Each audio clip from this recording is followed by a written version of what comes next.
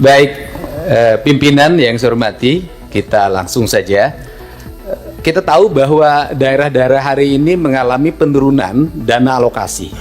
Bahkan ada beberapa daerah yang hampir tidak lagi memiliki kemampuan untuk memenuhi kebutuhan dasar pembangunannya karena dihabiskan untuk belanja pegawai. Ada pengangkatan P3K memiliki implikasi terhadap terkurasnya dana alokasi pembangunan dan DAU. Kemudian yang berikutnya, setelah itu dana DAK mengalami penurunan, terutama di bidang infrastruktur. Ini memiliki implikasi yang cukup luas terhadap kinerja pembangunan di setiap daerah. Kalau data-datanya kita sudah sampaikan lah, nanti tinggal dilihat. Nah, seluruh problem itu menurut saya harus segera diselesaikan dalam kerangka kerja, dalam rekrutmen kepegawaian P3K yang sesuai dengan kualifikasi yang dibutuhkan oleh daerah. Saya berikan contoh misalnya, tidak semua menurut saya seleksi untuk P3K atau ASN itu harus melalui pendekatan seleksi digital. Kenapa?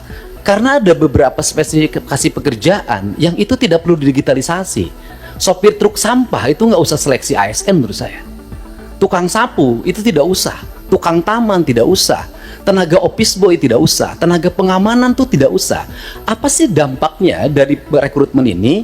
Yang pertama, dari sisi rekrutmennya terjadi rekrutmen ASN dan P3K, tetapi di sisi lain kebutuhan yang dibutuhkan oleh daerah dan provinsi itu tetap dilakukan. Pada akhirnya ngangkat lagi melalui outsourcing.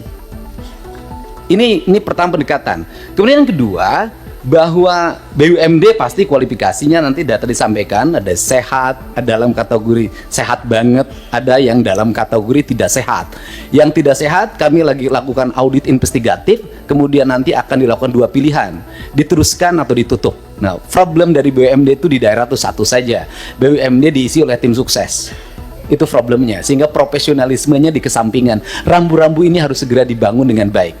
Terus kemudian yang berikutnya, ini Jawa Barat. Jawa Barat ini provinsi menurut saya paling aneh. Jumlah penduduknya hampir 50 juta, terbesar di Indonesia. Tetapi jumlah desanya kecil dibanding Jawa Tengah. Jumlah kelurahannya kecil dibanding Jawa Tengah. Jumlah kecamatannya kecil dibanding Jawa Tengah. Sehingga desa di Jawa Barat ada yang menanggung penduduk satu desa 150.000. Nah, komposisi dana desa itu pendekatannya tidak seperti itu. Tetap saja pendekatan-pendekatan normatif daerah ini yang harus segera dilakukan evaluasi ini. Dan kemudian yang berikutnya adalah sudah juga semestinya Komisi 2 memelopori daerah desa yang sudah berubah karakternya menjadi kelurahan karena pertumbuhan industri, harus segera dibuat kelurahan tidak desa lagi, karena pendekatan kewilayahan sudah tidak relevan lagi dengan jumlah penduduk yang tidak monokultur, yang sudah plural. Yang perlu dilakukan pendekatan birokratif, bukan berdasarkan pendekatan politik. Ini yang harus dilakukan. Kemudian yang berikutnya adalah daerah menanggung beban apa lagi? Instansi vertikal seperti Kementerian Agama itu kewenangannya banyak banget, ngurus madrasah diniyah, madrasah sanawiyah, madrasah aliyah, masjid, pondok pesantren, tapi duitnya nggak bawa. Nah, pada akhirnya kalau gubernur tidak memenuhi, kalau bupati tidak memenuhi kebutuhannya, maka nanti akan dibenturkan dengan isu agama, tidak berpihak pada kepentingan umat. Padahal di satu sisi dia masih memiliki kewajiban terhadap sekolah SD negerinya masih roboh, SMP negerinya masih roboh, SMA negerinya masih roboh. Nah, problem seperti ini kalau dibawa ke wilayah politik DPR, maka kita akan mendominasi kepentingan ini dibanding kepentingan internal kita yang menjadi kewajiban dasar kita. Untuk itu nanti ke depan Kementerian Agama harus jelas.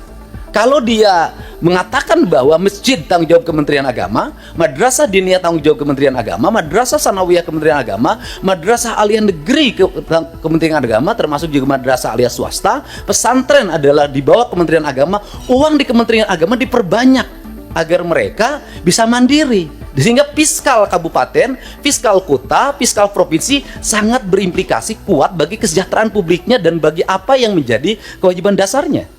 Kemudian yang berikutnya adalah ini urusan otonomi di Jawa Barat. Lucu, ada kabupaten yang penduduknya 6 juta, ada kota yang penduduknya hanya 250.000 tapi berbatasan. Saya berikan contoh misalnya, dulu di wilayah selatan karena waktu itu ketua Komisi 2-nya itu dapilnya Ciamis, Banjar, Pangandaran, sehingga pertumbuhan otonominya cepat. Kabupaten Pangandaran, Kota Banjar, Kabupaten Ciamis. Tetapi di wilayah Bogor yang penduduk 6 juta sampai sekarang nggak berubah-ubah. Kemudian juga Kota Sukabumi berbatasan dengan Kabupaten Sukabumi. Kabupaten Sukabumi penduduknya banyak sekali, sedangkan Kota Sukabumi penduduknya kecil sekali. Kota Cirebon dengan Kabupaten Cirebon. Kota Cimahi berbatasan dengan Kabupaten Bandung, berbatasan Kabupaten Barat. Kotanya kecil sekali penduduknya. Tapi di sisi lain Kabupaten Bandung penduduknya besar sekali. Fiskal ini akan lahir tidak adil. Ada kota yang mendapat alokasi relatif baik, penduduknya sedikit. Ada kabupaten yang alokasinya tidak begitu besar, penduduknya besar. Pertanyaan saya adalah ke depan bisakah dibuat inisiasi penambahan jumlah wilayah untuk sebuah wilayah? Misalnya kalau Kabupaten Sukabumi susah sekali membuat daerah otonomisasi baru, bisakah sebagian dari wilayah Kabupaten Sukabumi diintegrasikan dengan Kota Sukabumi, kotanya berubah jadi kabupaten?